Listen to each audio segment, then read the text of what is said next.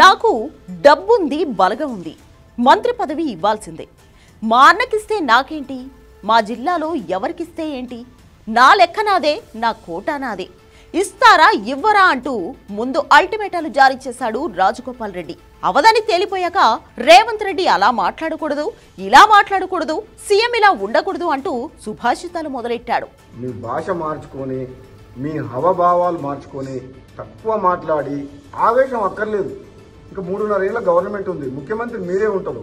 ఆ తర్వాత ఎవరు ఉంటారు అనేది అప్పుడు చూద్దాం. తర్వాత ఎలక్షన్స్ అయిన తర్వాత కాంగ్రెస్ పార్టీ హైకమాండ్ ప్రజలు తీర్పిచ్చిన దాన్ని బట్టి నిర్ణయం చేద్దాం. అప్పటి వరకు మీరే ఉంటారు. అప్పటిదాకా ఆవేశపడకుండా గంటలు అనే స్పీచ్లు తక్కువ చేసి పని మీద ఎక్కువ శ్రద్ధ చూపిస్తే మంచిదని చెప్పి నా సలహా. ఇంతకంటే ఎక్కువ నేను చెప్పలేను. అవి అంటూనే మంత్రి పదవి ఇస్తానని ఇవ్వలేదని చెబుతూనే ఉన్నాడు. అంటే ఓపెన్ గానే బ్లాక్ మెయిల్ చేస్తున్నట్లు అర్థమవుతుంది. అటువంటి వ్యక్తిని కొంతమంది వ్యక్తులు మంత్రి పదవి రాలేదని అందుకనే మాట్లాడుతున్నానని చెప్పేసి అంటున్నారు. అధిష్టానం పిలుపు మేరకే నేను మళ్ళీ కాంగ్రెస్లోకి వచ్చిన. అధిష్టానం తరపున సునీల్ కనుగోలు, బట్టి విక్రమార్క గారు, మహేష్ కుమార్ గౌడ్ గారు, ప్రస్తుత పిసిసి ప్రెసిడెంట్, ఆ రోజు ఇన్ఛార్జ్ జనరల్ మాణిక్రావు ఠాక్రే గారు అధిష్టానం తరపున హామీ ఇచ్చి తీసుకొచ్చిండ్రు. 20 నెలలు ఆలస్యమైన నాకు బాధ లేదు. కానీ మరీ ఇంత ఓపెన్ గానా అంటూ రాజకీయ వర్గాలే ఆశ్చర్యపోతున్నాయి. అసలు కోమటిరెడ్డి రాజగోపాల్ రెడ్డి మొదటి నుంచి అంతే. ప్రజాసేవ కన్నా కాంట్రాక్టులనే గట్టిగా నమ్ముకున్నాడు. దండిగా డబ్బు సంపాదించాడు. ఇక అదే క్వాలిఫికేషన్ అని ఫిక్స్ అయిపోయాడు. దానితోనే సీఎం కూడా అయిపోవాలనుకున్నాడని కూడా చెబుతారు. ఒక దశలో కాంగ్రెస్ పీసీసీ చీఫ్ అయిపోవాలని గులాం నబీ ఆజాద్తో డీల్ మాట్లాడుకున్నట్లు కూడా ప్రచారం జరిగింది. అవన్నీ కుదరలేదు. మరోవైపు కోమటిరెడ్డి వెంకటరెడ్డి కూడా ప్రయత్నం చేసినా అన్నకంటే తనే ఎక్కువ అనే మాటలు కూడా రాజగోపాల్ రెడ్డి ఫీల్ అయినట్లు కొందరు చెబుతూ ఉంటారు. ఇక రేవంత్ రెడ్డి కాంగ్రెస్ ఎంట్రీతో సీన్ మారిపోయింది. అంతా రేవంత్ వెనక్కే పోయారు. దీంతో కాంగ్రెస్ కు కొన్నాళ్లు దూరంగా ఉన్నాడు రాజగోపాల్ రెడ్డి. తర్వాత మునుగోడులో బీజేపీ తరఫున పోటీ చేశాడు.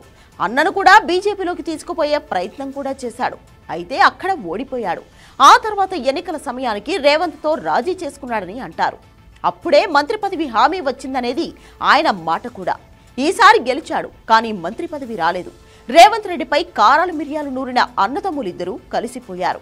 వెంకటరెడ్డి సీనియారిటీ మీద మంత్రి పదవి తెచ్చేసుకున్నాడు, కానీ రాజగోపాల్ రెడ్డికి అవ్వలేదు. ఒక దశలో ఇద్దరూ రేవంత్ రెడ్డికి కాపు కాసి ఆయనే 10 ఏళ్లు సీఎం అని కూడా అన్నారు. కానీ తర్వాత హైకమాండ్ రేవంత్ ప్రపోజల్స్ కి చెక్ పెట్టింది. ఆయన హామీలన్నీ గాలికి పోయాయి. సామాజిక వర్గం రీత్యా గానీ, జిల్లా రీత్యా గానీ ఎటు చూసినా రాజగోపాల్ రెడ్డికి మంత్రి పదవి ఇచ్చే అవకాశం లేకుండా పోయింది. ఇక అప్పటి నుంచి రాజగోపాల్ రెడ్డి రేవంత్ రెడ్డిపై ఒత్తిడి పెంచారు. ఇక ఇప్పుడు ఏకంగా డైరెక్ట్ గా బ్లాక్ మెయిలింగ్ కి దిగాడు. అంటే తనకు మంత్రి పదవి ఇస్తే అంతా ఓకే, ఇవ్వకపోతే ఇలా నిన్నే విమర్శిస్తా, నిన్ను పలచన చేస్తానని చెప్పకనే చెబుతున్నాడు రాజగోపాల్ రెడ్డి. అయితే ఆయనపై ఓ ముద్ర పడిపోయింది. కమర్షియల్తో అన్ని చేసేయొచ్చని అనుకుంటాడని జనం ఫీల్ అవుతున్నట్లు చెబుతున్నారు. ఇలా అయితే రేపు ఎమ్మెల్యేగా కూడా కష్టమే అనే టాక్ మొదలైంది. ఏమో చెప్పలేం. రాజగోపాల్ రెడ్డి కాన్సెప్ట్ ప్రకారం డబ్బుతో కొడితే సీఎం కూడా కావచ్చేమో.